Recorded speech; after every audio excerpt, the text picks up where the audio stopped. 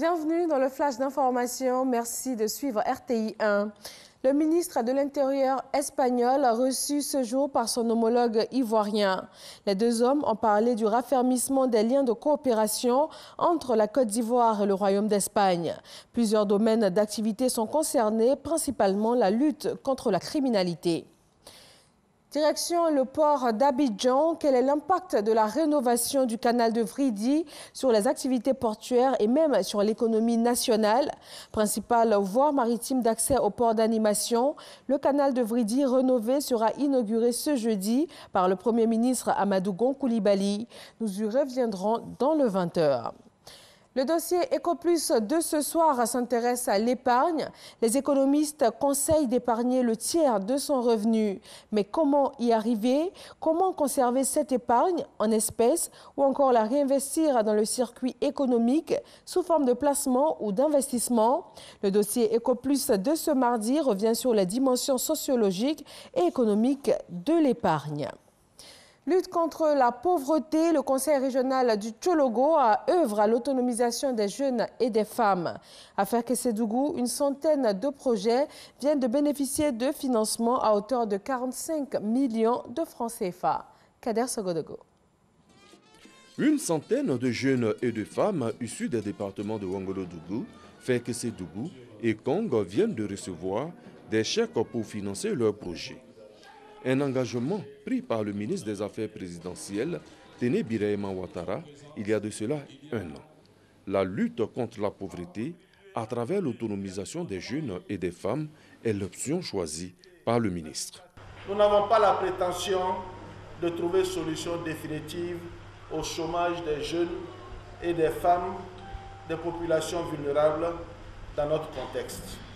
Toutefois, le programme des prêts et de dons que nous allons initier participe de notre ferme volonté et de notre engagement à tout mettre en œuvre pour résoudre l'épineux problème de l'insertion socio-économique des jeunes et des femmes. Il s'agit ici d'une toute première approche et certainement pas la dernière. C'est dire que d'autres actions et programmes vont suivre dans la perspective de voir intégrer un maximum de jeunes dans les différents circuits de production de notre région par la création d'emplois ou d'autres activités génératrices de revenus. Pour les bénéficiaires, une nouvelle vie démarre ainsi.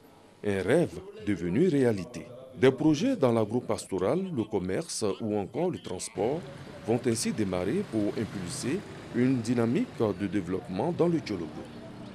L'actualité internationale, les forces démocratiques syriennes somment les djihadistes de se rendre.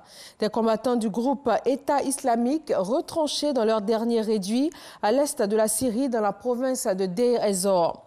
N'ayant d'autres options que la capitulation, ils tenteraient actuellement de négocier leur transfert vers une autre région du pays. Les grands partis politiques français se mobilisent contre l'antisémitisme, à l'exception du Rassemblement national de Marine Le Pen, qui prévoit des initiatives distinctes.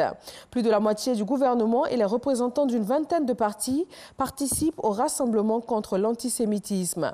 Le président Emmanuel Macron, qui a vivement dénoncé les actes antisémites, s'exprimera demain soir lors du traditionnel dîner du CRIF, le Conseil représentatif des institutions juives de France. L'industrie de la mode perd l'une de ses figures les plus emblématiques. Le créateur allemand Karl Lagerfeld est décédé ce 19 février à Paris à l'âge de 85 ans. Il était le directeur artistique des maisons Chanel et Fendi et aussi de sa propre marque. Karl Lagerfeld était connu pour sa longévité, mais surtout pour sa polyvalence créative.